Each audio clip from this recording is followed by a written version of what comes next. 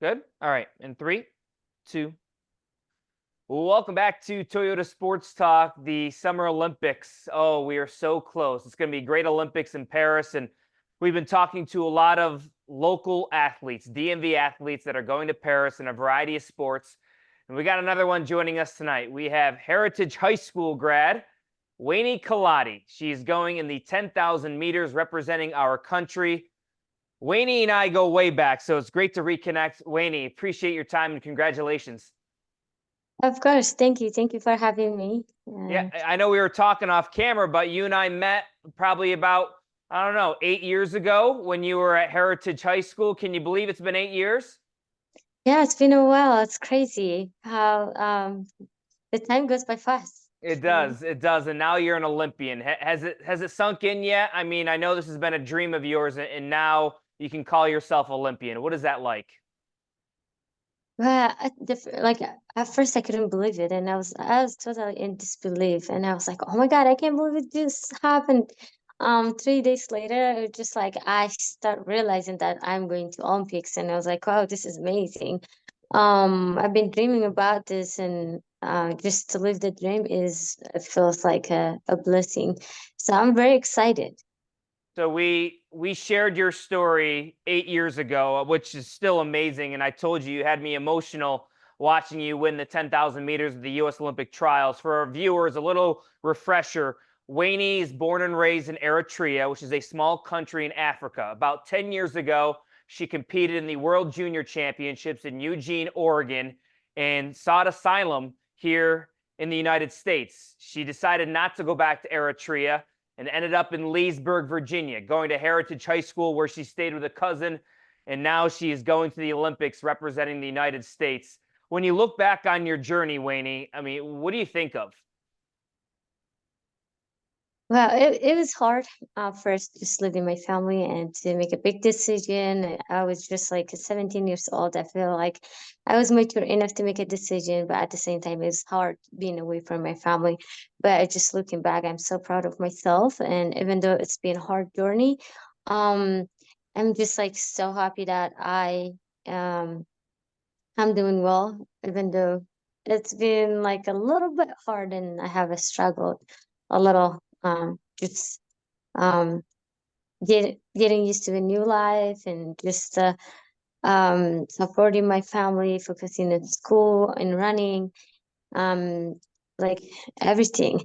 It's just like uh it's hard, but at the same time it makes me so proud that like I can do this, just being independent and all the things I do is by myself. So. Yeah, I don't think people understand the fact that you did this on your own. You didn't tell your mom that you were going to do this and stay in this country. And, I know you called your mom in Oregon when you made that decision. And here you are now. What does your mom think about everything now? Uh, she's very happy about it. For sure, she just wanted me to race, and she goes like, "Oh, when are you gonna be done with running? I just like I don't like to see you being so tired while you're racing." Yeah. But for sure, she's very proud that what I have completed so far. Now, are you going to be able to have any family in Paris when you run in the Olympics? Well, we'll see. My cousin, Amlisum, who I used to live in Virginia with, he told me that he's gonna come to Paris if I make the team. So I told him I'm gonna make the team. You better to get the ticket for the family. So hopefully he'll come.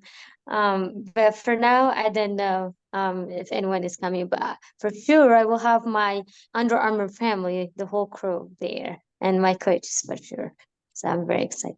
What do you remember about your time in Virginia and at Heritage High School? Because that's where you learned English. That's where you kind of fell in love with track and field. That kind of laid your foundation to where you are today, Weini.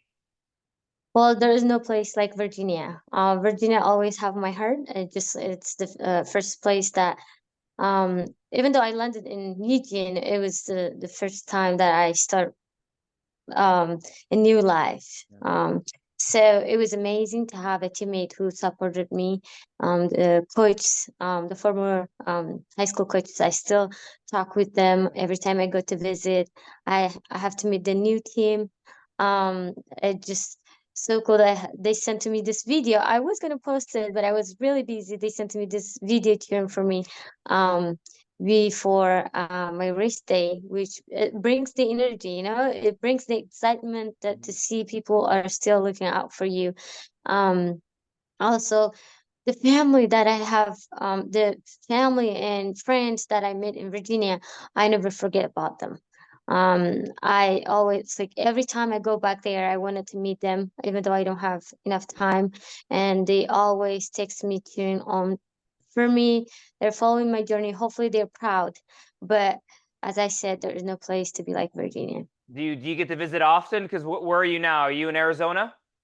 Yes, I visit once a while. Last time I visited was after the cross country US nationals, the cross country US nationals. After I make the team, I had to stay in Virginia for a week. It was awesome. Yeah, it's amazing, truly, because I think back to the U.S. Olympic trials because that's the same track that you made your decision 10 years ago to stay. So, I mean, it's got to be a lot of emotions going back to Oregon. And finally, you kind of conquered the mental side when you won the trials. Take me to that moment. What was that like? Every time it's been really hard just realizing and bring the memories out there. Every time I compete, I just feel like, wow, this is the first place that I landed in the US, and just thinking how hard it was to make the decision on my own, and knowing that I'm not gonna see my family for a very long time. It just like it hurts, you know, every time before my race. It just like I feel like I had to deal with a lot of emotions. Um, but as I said, it's not only that.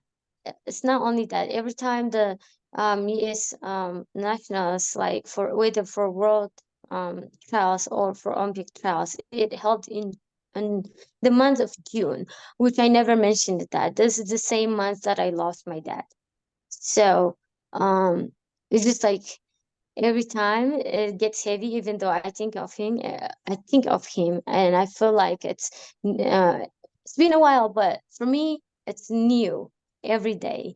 It just that month feels like a little heavy, and I have to deal with a lot of emotions. But this year, um, I just try to work mentally and stay strong. And then I was like, no, this is what I need to be. This is where my family wanted to be. And hopefully my dad is watching from above and he can be proud. So I have to do it for him and for my family, for everyone that supported me, you know.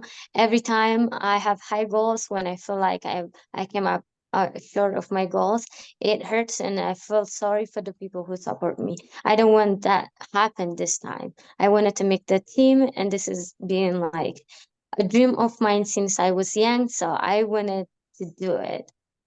And you did. And I know your dad's definitely proud of you. Let's talk about your kick because I was very impressed with that final 100 meters, Weini. You had that kick. Where did that come from? Well, so I always been struggling with the championship races because it usually goes tactically. It slows down and it bothers me a lot. So I just like every time I go there, knowing that it's gonna go slow, I was like, oh my God, this is not me. But this year I have to work for it mentally and physically prepared.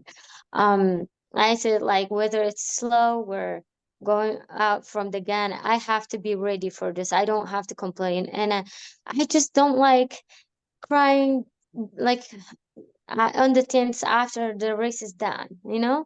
I want to do what I got to do and be proud what I did. So I've been working on the little things that I wanted to fix, and I think that helps me to build my speed, and I was confident going to the race however it plays, and I think it worked out. Yeah. Yeah, you had a lot left in the tank. It was pretty impressive how you dropped the hammer and that 100 meters. So you go back to um, as a little girl watching the Olympics on TV. When was this a dream? When did this become a dream? Like, you know what? One day I want to run in the Olympics.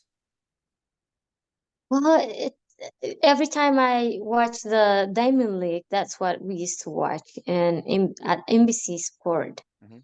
And I felt like, wow, this is amazing, but I don't know how to get there. I wanted to be a part of it, but I didn't know. And later I had to watch the Summer Olympics, and I was like, wow, this is amazing. I had a dream that I wanted to, after I make the Olympics, I wanted to have the Olympic rings, and like I wanted to make a necklace, which I still wanted to do it. You can do that. And yeah, but I think I realized this way back when I was like in fifth, sixth grade. And sixth grade, when I started running, I did not know running can take me this far. I did not know anything about it, but it's just like it was in my head, you know. I wanted to be a part of the journey, or I wanted to be a part of the Olympic team. So you're a first-time Olympian. How are you going to find that balance, Weini, of enjoying everything, enjoying the Olympic spirit, enjoying what the games offer, but also, let's be honest, it's a business trip. You want to get a medal here. Yeah. Well, to me, it's great to be an Olympian, which is very exciting. Mhm. I'm very happy to make my first team, but I see it as same as the races that I've been racing. Um, I'm very excited, but I wanted to take care of the business first. I wanted to go out in Europe and um, train hard, get ready for it, put my race first. And I will go to the closing ceremony instead of the opening ceremony because my race is like in August 9. It's going to be the last race. So I don't want to go there and be at the sea level for a while because it's going to mess up my training. So I just, as I said, it's same that the other races that I've been doing. So I have to work hard. And yeah, I cannot dream less than a medal, but hopefully I will have a good day. What do you think your emotions are going to be when you're on that starting line? I don't know. Excited. And at the same time, it's just so cool. Just I'm living my dream, and yeah, it just brings the excitement somehow. Do you feel do you feel less pressure in a sense because you made it? I mean, there's so much pressure in the US Olympic trials. Got to get top 3. You got to get top 3. But now you're there. Is there a sense of relief of like, you know what? I'm just going to go for it. I'm just going to run. Yeah, but it's like less pressure for sure when I go to the international racing. Just knowing that it's gonna go hard. My job is to hang on there and do whatever I can do at the end. Hopefully I will have a good day, and but I don't have to fear anyone because of the fast time and how fast they've been running, because like I can be one of them if I have a good day. You never know, it's a race. Mhm. um but at the same time, I'm not just going to race. I wanted to do well. That's in my mind. Have you allowed yourself to dream about winning a medal yet? Yeah, that would be so cool. I know it's gonna be hard, but yes. You can do it. I mean, it's like you said, it's a race. Anything can happen. You might have an amazing day, and you can get on that podium. You've heard the phrase, Weini, living the American dream. I'm sure you've heard that, right? The American dream. How does that relate to you? How does the American dream? How do you kind of embrace that? Well, I've heard this word a lot. And even since I was in high school, my coach used to tell me that because it just he have been with me. He have seen everything I do. Just um that I wake up early to do my workouts and going to school, and I had a part-time job. And he goes like, this is the American dream. But hopefully I'm doing enough for the American dream. So I feel like every time, because my goals are very high, I feel like I haven't done enough for where I wanted to be. So when I hear people saying that, it just makes me really happy. It motivates me to do even more. So yeah, I'm working on it. I'm sure you realize that you're becoming an inspiration. Like your story's becoming global now, national story.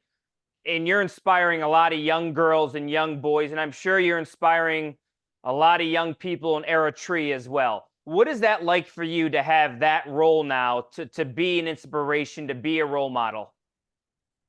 Well, I'm very happy that the young generation is following my journey, even everyone who follows my journey. Hopefully, sharing my story is my job. Um, I feel like it's going to inspire a lot of people. But at the same time, I'm hopefully that I'm teaching them never to give up for whatever reason. And whatever you wanted to accomplish, just work hard and never give up, you know.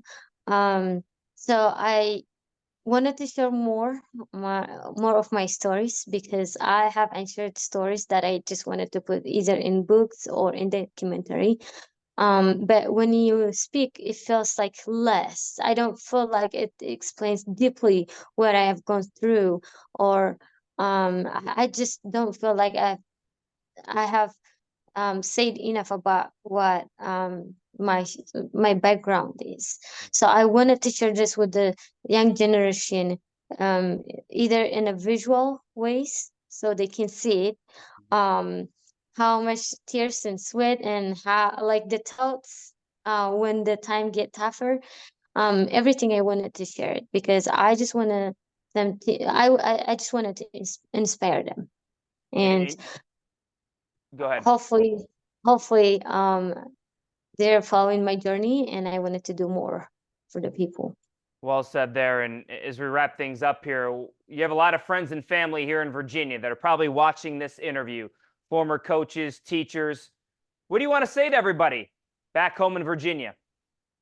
Well, I just wanted to say thank you. I won't be here without your support. You have been supporting me since day one, and I've been telling you this that I want to be an Olympian one day. So now I'm an Olympian, but not only that, I wanted to get a medal on the international level or at Olympics, World Championships, and in God's will, we will. So um, I just wanted to say thank you. Yeah. How much pride do you have? I know you're representing Eritrea, representing the United States, but you're also representing this small, tight knit community in Virginia and in Washington, D.C. How much pride do you have in that? Well, it's an honor. I'm just every time when just I feel blessed and I don't have enough word to explain it the way how I feel. I'm very yeah, as I said, every time I put the ES gear, I carry it with a lot of pride and I wanted to do well to represent them well for the people who support me here, the people cheering me on and following my journey. So yeah. Awesome. Well, Weini Kelati, I'm certainly proud of you. I remember when I first met you on the Heritage High School track 8 years ago, and now you're an Olympian going for a medal in the 10,000 meters at the Paris Olympics. Good luck, and we'll be watching. Thank you. Thank you so much. Thank you for having me. It's great to see you again. So It's been good. a while. So great to reconnect, and I hope to have more tears come August watching you, okay? Oh, thank you. Hopefully it's happy tears, you Happy know? tears. That's right. Much more to come right here on Toyota Sports Talk. Stay with us.